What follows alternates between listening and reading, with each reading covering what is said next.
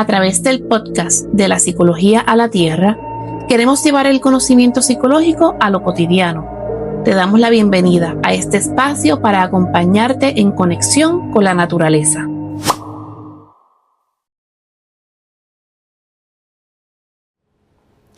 Saludos, bienvenidos y bienvenidas a este nuevo podcast de la psicología a la tierra. Con ustedes, Karen Vázquez Chéveres, y me acompañan Naidimar Santiago Vega. Bueno, hoy estamos con otro tema de gran interés para todos ustedes y tiene que ver con el trastorno de déficit de atención con hiperactividad. Para eso contamos con un excelente recurso que es mi compañera Naidimar Santiago, quien va a estar abordando este tema con mucha profundidad, con mucha seriedad y con mucho conocimiento. Esperamos que sea de utilidad para ustedes. Bueno, Naidimar, ¿qué tal si arrancamos? ¿Cómo tú explicarías de una manera sencilla, de una manera simple para nuestro público lo que es el trastorno de déficit de atención con hiperactividad? Bueno, antes que todo, ¿verdad? Es importante reconocer que no es falta de conducta, no es mala conducta, ¿verdad? Las personas pues tienen una idea general de lo que es este trastorno y realmente pues falta mucha información en nuestro diario. Por tanto, antes que todo, es una condición del neurodesarrollo. ¡Wow, Naidimar! ¿Qué es el neurodesarrollo, verdad? Lo que queremos es hablar en arroz y en habichuela. Pues realmente el neurodesarrollo, y lo voy a leer para que no equivocarme en ninguna palabra, es un proceso en el que el cerebro se va construyendo y organizando. El cerebro no se empieza a construir y organizar cuando nacemos, ni cuando somos adolescentes, ni en la adultez. Eso empieza desde la gestación, desde la panza. Así que desde ese entonces ya este proceso del neurodesarrollo va corriendo, como quien dice. Es importante, ¿verdad?, que mamás y papás y cuidadores tengan eso bien presente, que el cerebro va a seguir su continuo crecimiento o desarrollo, y muchas veces observamos a madres y padres que pretenden que un menor de edad se comporte como si ya ese proceso se hubiese completado. Exacto. Este proceso se continúa a través de toda la vida e incluso se ha mencionado que el aspecto de lo que es la adolescencia, esa etapa de desarrollo, todavía a los 18, 19, 20, 21 años, todavía está en proceso, ¿verdad?, de madurez. Así que inicia muy temprano, desde que ese ser humano se crea, hasta la adultez. Así que, ¿qué impacta este aspecto del neurodesarrollo?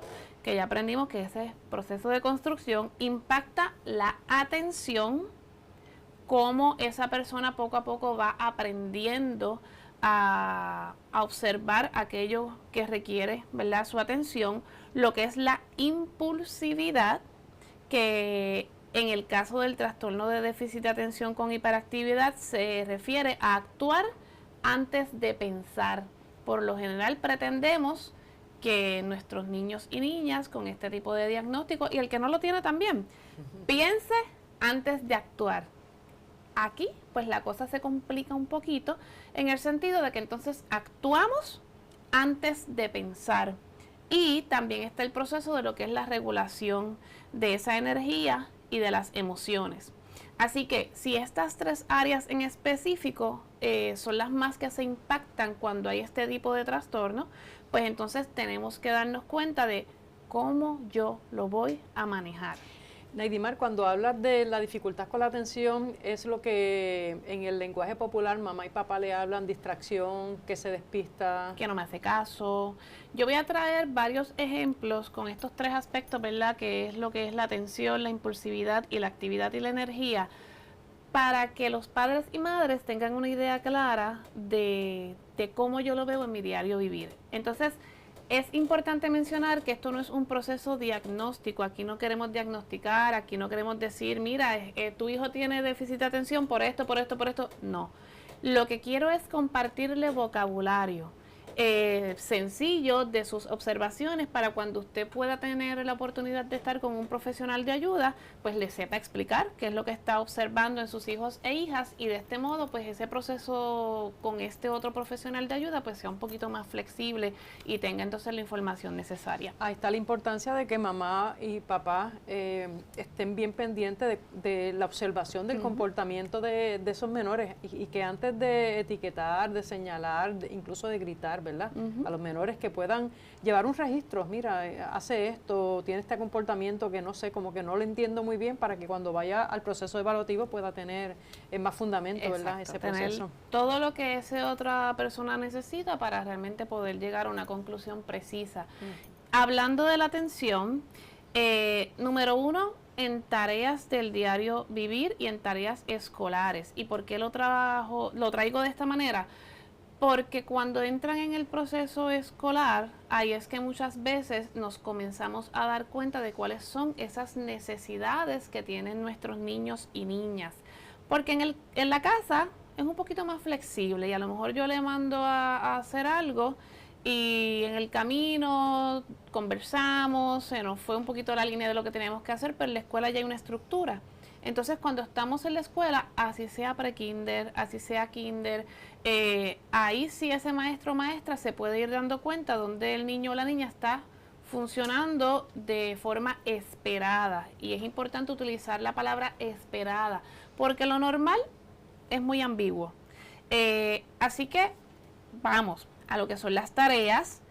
Cuando parece que no escucha, yo le estoy hablando, lo estoy mirando directamente a los ojos, o a lo mejor este niño o niña está jugando, viendo televisión, le estoy diciendo algo, es que me ignora, es que no me está escuchando, es que no me quiere hacer caso. No, esa no es la realidad. La realidad es que necesitamos entonces buscar la forma de, mírame, voy a dialogar contigo, te quiero explicar algo, y cuando nos demos cuenta como adultos y adultas que ese ser humano me está prestando atención, entonces es que le voy a dar alguna dirección o explicarle, ¿verdad?, lo que quisiera mencionarle. Se distrae fácilmente. Aquí vamos al ejemplo de que utilizan mucho incluso los maestros y maestras, la mosca. Nosotros en una sala de clase, y traigo mucho el tema de la sala de clase, ¿verdad?, por mi experiencia también como profesional, hay muchos maestros y maestras que me dicen, pero lo que pasa es que se pasa mirando para afuera y allí está el árbol de mango y de momento pasa un pájaro y está más pendiente de lo que pasa afuera que lo que yo estoy dando en la clase. Pues ahí está el proceso, ¿verdad?, de atención. Todas las cosas que están a su alrededor le van a llamar la atención. Entonces ese proceso de su cerebro se le va a hacer un poco más complejo el poder definir a dónde yo voy a mirar, a quién yo voy a escuchar. Entonces ahí es que vemos el proceso de la atención. Y hay otro detalle, que si el estímulo que está viendo fuera es más interesante que lo que está recibiendo en el salón de clase, pues mayor probabilidad de distracción. Mira, Karen, hay un aspecto que a mí me ocupa con relación, por ejemplo, a lo que es la sala de clase, y es el hecho de que los maestros en ocasiones dicen, yo no soy un maestro o una maestra de educación especial. Yo no tengo las herramientas para trabajar con niños con X o Y diagnóstico.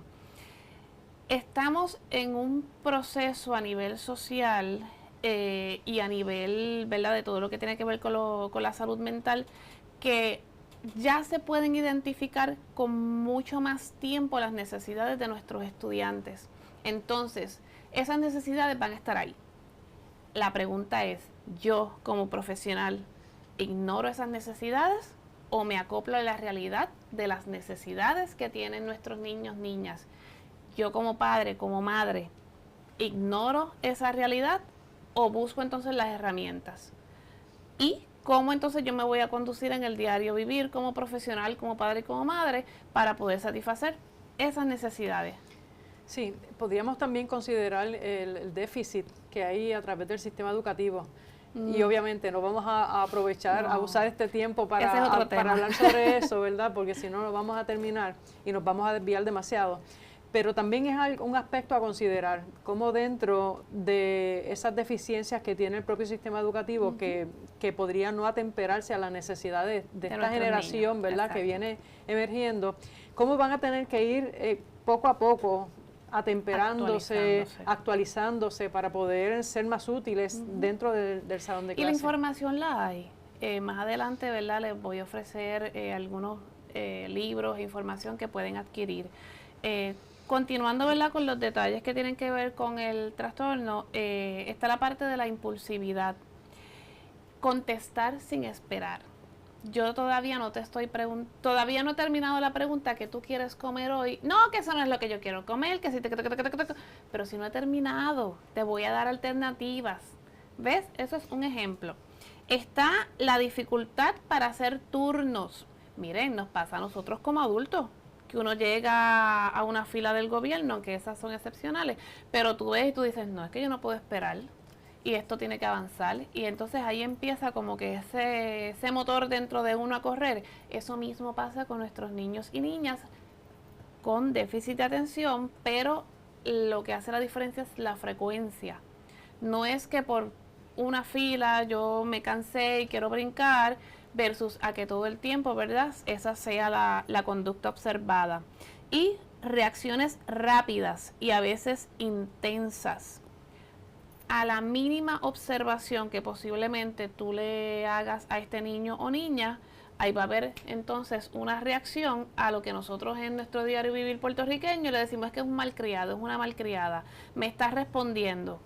Eso es lo esperado en muchos de nuestros niños y niñas.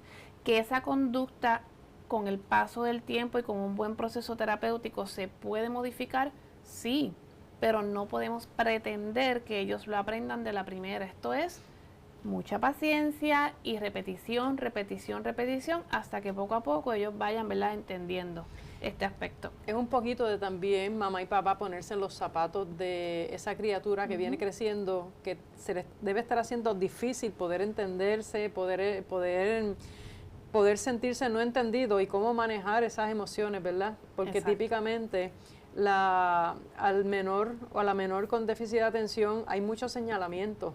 Se le grita, se le dice que está despistada o despistado, que no hace caso, que es desobediente. O sea, se le ponen tantas etiquetas y no nos ponemos en los zapatos de ese menor o esa menor que en su mente tiene que estar manejando un montón de situaciones, un montón de emociones simultáneamente y no necesariamente teniendo la madurez para poder entenderle, para poder procesarla. Hay un punto que yo le traigo a muchos adultos, es el hecho de que te regaño porque no me estás haciendo caso. Eso es como si yo te regañara a ti, Karen, porque tienes dolor de cabeza. ¿Tú puedes manejar el dolor de cabeza? Bueno, me puedo tomar un medicamento y a lo mejor el dolor de cabeza se me va. Pero ¿tú quisiste tener dolor de cabeza? ¿Tú puedes controlar así con tu mente, cerrar los ojos, dolor de cabeza, vete? No, es lo mismo. ¿Ves? Estamos revictimizando a este ser humano por tener un diagnóstico que no lo puede controlar. También está el proceso de lo que es la actividad y la energía. Inquietud corporal. Si uno como adulto o adulta no puede estar 1 hora, 2 horas sentado, si por lo menos moverse, estirar las piernas, un niño o niña con este déficit de atención e hiperactividad no puede estar sentado por un tiempo prolongado, y estoy yendo a la sala de clase donde va a necesitar levantarse, moverse, respirar, echarse agua en la cara. Tenemos que ir aprendiendo a conocer a nuestros niños y niñas. ¿Que usted tiene 30 estudiantes en la sala de clase? Sí, tengo 30 estudiantes, pero tengo que tener un conocimiento básico de cuáles son las características, sobre todo de aquellos que nuestras maestras y maestros nos dicen, este chico o chica tiene un acomodo razonable. No tengo por qué saber el diagnóstico, pero sí debo reconocer cuáles son sus necesidades para poder ayudarle en la sala de clase. Lo mismo es en casa. Está sentado en la mesa porque va a comer, no te vas a mover, tienes que comer, no te puedes parar. Esa no es su realidad. Su realidad es que necesita movimiento. Y queremos que coma. Y queremos que coma, porque no queremos una pelea. Con pelea nadie come, así que lo que queremos es lograr el objetivo. Y dificultad para bajar revoluciones. Y aquí vamos un poquito al aspecto de las emociones. Si siento felicidad, voy a sentir una felicidad inmensa. Y voy a ser en ese momento el alma de la fiesta. Nadie se va a sentir más feliz que yo. Pero si siento coraje, también lo voy a sentir de la misma manera. Si siento tristeza, también lo voy a sentir de la misma manera. Y ahí es que entonces entramos en ese proceso de yo como adulto y adulta ayudar a que ese ser humano comprenda cómo se va a regular. Hoy en día, a mis 44 años, hay momentos en que yo digo, ¿cómo yo voy a manejar esto que estoy sintiendo? Y de momento exploto y de momento lloro y creo yo que sé más o menos cómo regularme. Cuando manejamos con un niño o una niña dentro de estas etapas de desarrollo aproximadamente hasta los 6, 7, 8 años, a ellos se les hace bien difícil poder aprender a identificar la emoción y qué yo voy a hacer con esa emoción que estoy sintiendo. Esto es repetición, como dije al inicio, de momento explotó, vamos a bajar, vamos a hablarle directamente a los ojos a nuestros niños y niñas, vamos a identificar la emoción que estamos sintiendo. ¿Se nos olvidaron cuáles son? Alegría, tristeza, coraje, miedo, incomodidad, lo básico, para que entonces ellos puedan identificarla e ir aprendiendo. ¿Cómo la vamos entonces a manejar? Sí. Naidimar, este trastorno de déficit de atención con hiperactividad típicamente se diagnostica a partir de los 6 años, ¿verdad?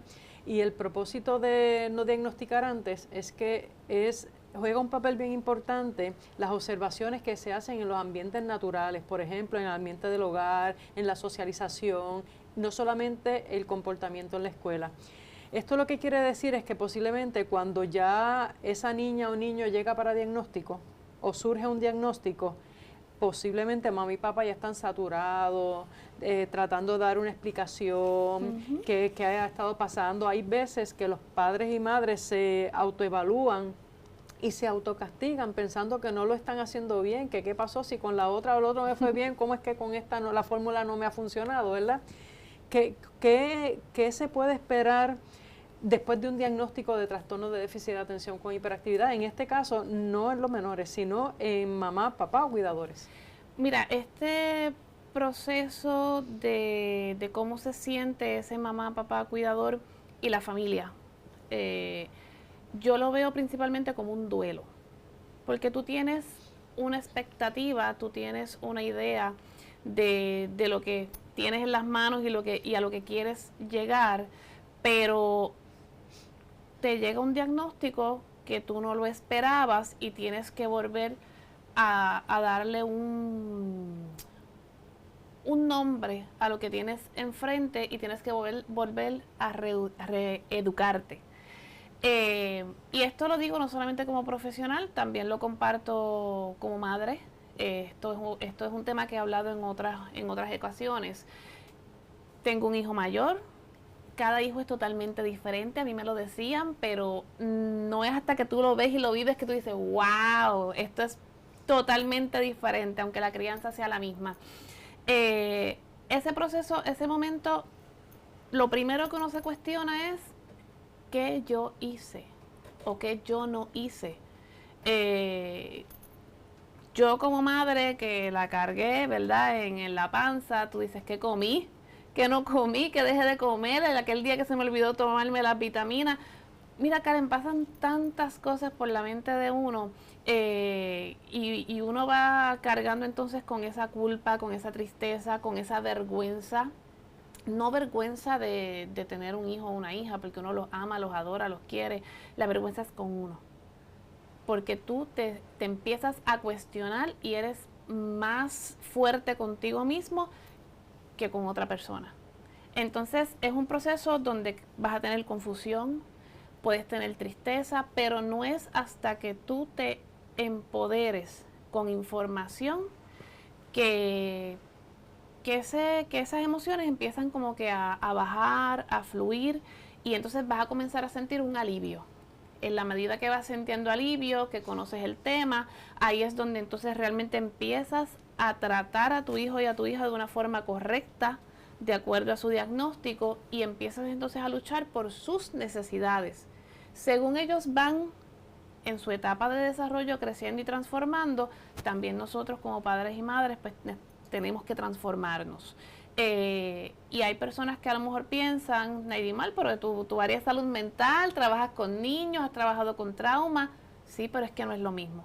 O sea, aquellas personas allá afuera que a lo mejor tienen la misma profesión que nosotras, o son maestros, maestras, que piensan que tienen todo en las manos, no. O sea, no podemos pensar que tenemos toda la información en nuestras manos. Ahí estás en tu rol de mamá, no estás en tu rol de consejera. Exactamente, o sea, no podemos mezclar una cosa con la otra, pero precisamente por eso es que este tema es tan importante para mí, no solamente por lo que he vivido y por lo que me falta por vivir y comprender y conocer, sino porque también como profesional, fuera de lo que es mi rol de madre, quiero compartirle a las familias las diferentes herramientas que he aprendido y que iré aprendiendo de cómo manejar este tema en su diario vivir, en la sala de su casa, al momento de crear una rutina, al momento de acostarse a dormir, que son como que momentos muy especiales en el diario. Sí, que parte del rol de ustedes como madre y padre es establecer una estructura que pueda acomodarse a la realidad del menor o la menor que viene en crecimiento con esta condición. Sí. Hay algo que lo escribí porque yo entiendo que es importante, ¿verdad?, que todos los padres y madres escuchen esto y los cuidadores. El diagnóstico no es una etiqueta que limita, es una herramienta para comprender. Muchas veces tenemos miedo de ir a un profesional para que nos diga, este es tu diagnóstico. Cuando ya tenemos un diagnóstico, tenemos que verlo como un respiro. ¿Por qué? Porque ya le tengo nombre a lo que estoy experimentando. Entonces, en la medida que yo le tengo un nombre, Karen, voy a ir aprendiendo qué es lo que voy a hacer, cómo lo voy a manejar. Y todas esas emociones, y aquí estoy hablando de las emociones, ¿verdad?, de la familia y de papá y mamá, no necesitan ser juzgadas. Esas emociones lo que necesitan es compañía. Así que no estamos solos ni solas en este proceso. Esa es la parte esencial. Eso que has traído del diagnóstico, para mí como psicóloga es fundamental. Muchas veces las personas se agarran, yo digo que se abrazan al diagnóstico. Tienes depresión. Pues como estoy deprimida, no voy a trabajar, o no estudio, o no me levanto, ¿ves? Y el diagnóstico no debe ser como un abrigo que uno se pone, o una balsa. No es una camisa de fuerza. O una tampoco. balsa de la cual uno se va a sostener, es al revés, ¿verdad? El diagnóstico para lo que sirve es para decir, mira, si tienes tal cosa, esto es lo que se espera que ocurra. Entonces, con la educación, nuevamente el tema de la educación vuelve a salir como en papel protagónico, ¿verdad? La educación es prevención. A medida que uno va conociendo sobre cómo se comporta esta condición, pues nos da herramientas para que la vida sea más llevadera para todas las partes. Exacto. ¿Verdad? Tanto para las personas cuidadoras como para los menores que vienen en crecimiento. Exacto. Hay unos puntos, ¿verdad?, esenciales, y yo creo que estos ya son aspectos un poquito más de lo que es nuestra sociedad, y es que hay unos mitos y una realidad. Yo puse 4. Yo sé que esto tiene muchísimos mitos. Número 1, el niño o niña lo que tiene es vagancia. No. El concepto teórico, bonito, en cuestión ¿verdad?, de psicología, es una dificultad en funciones ejecutivas. Anda, ¿qué es esto? Vamos a ponerlo como un director de orquesta. Yo tengo un director de orquesta aquí, pero el director de orquesta está empezando por primera vez a trabajar y tiene un montón de instrucciones a la misma vez y no sabe por dónde comenzar. Entonces de momento tiene mucha alegría porque comenzó su primer día de trabajo, pero a la misma vez tiene mucho susto y tiene coraje porque siente que no lo está haciendo bien, y todo eso está a la misma vez. Así que no es vagancia, es que el director de orquesta tiene muchas cosas que están corriendo a la misma vez. Es mala crianza, ese es uno de los mitos. No es causado por falta de disciplina. ¿Ok? Así que papá, mamá, no se sientan culpables. No es que usted no ha sabido darle una crianza adecuada, como dice, ¿verdad?, nuestras familias. Es que es parte de las características. Eso se le va a pasar. este diagnóstico se transforma, pero no desaparece. En la medida que va este ser humano teniendo unos aprendizajes, va madurando, se va transformando. Un detalle que les quería mencionar, en la adolescencia y en la adultez, y este es otro tema que vamos a traer en otro momento, la hiperactividad puede ser interna. A lo mejor yo veo una niña o una joven, como tuve en estos días, de 16, 17 años en su silla, no se movía. Tú no veías una hiperactividad a nivel físico.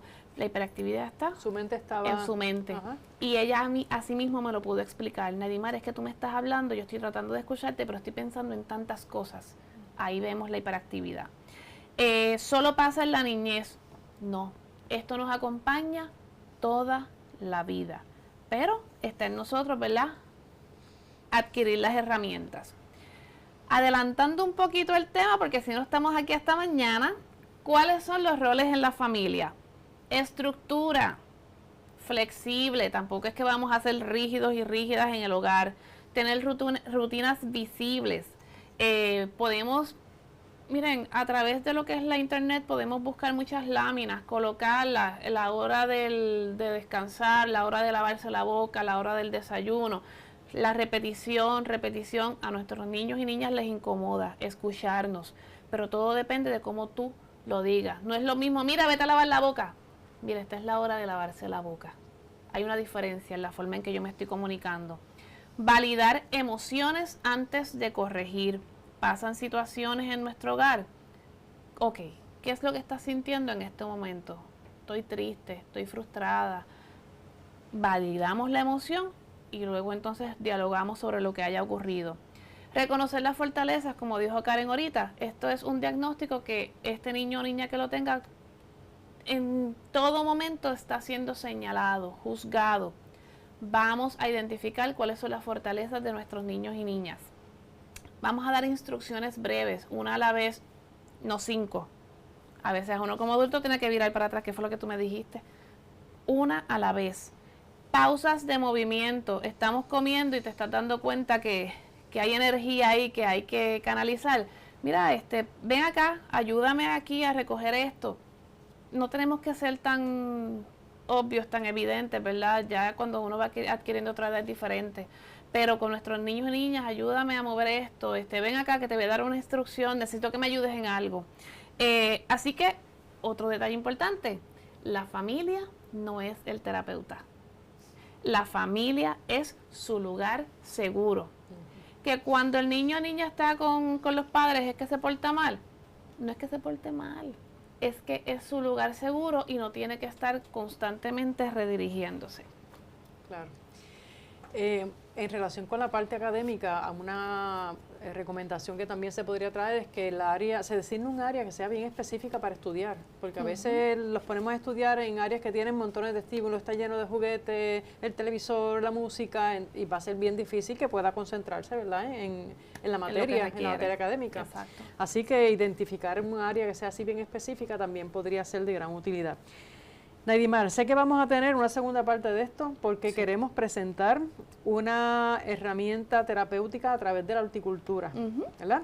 Así que desde ya invitamos a nuestros seguidores a que estén bien pendientes a la parte 2 de este podcast, donde vamos a estar cubriendo esas herramientas terapéuticas. ¿Algunas palabras de cierre en relación con el tema? Buscar apoyo es un acto de amor, Karen. No solamente para nuestros hijos, hijas, estudiantes, sino para nosotros mismos y mismas como familias.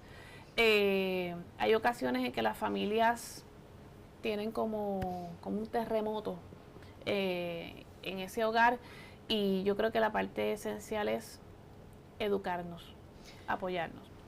Claro, disciplinar con amor es posible. Así que nuestra exhortación, considérenlo. Y nuevamente les invitamos a que compartan este podcast a sus amigos, familiares, personas que ustedes entienden que este material puede ser útil, ¿verdad?, para ustedes, y que nos sigan a través de todas las redes sociales. Cuando la tierra te sana, la mente florece. De la psicología a la tierra.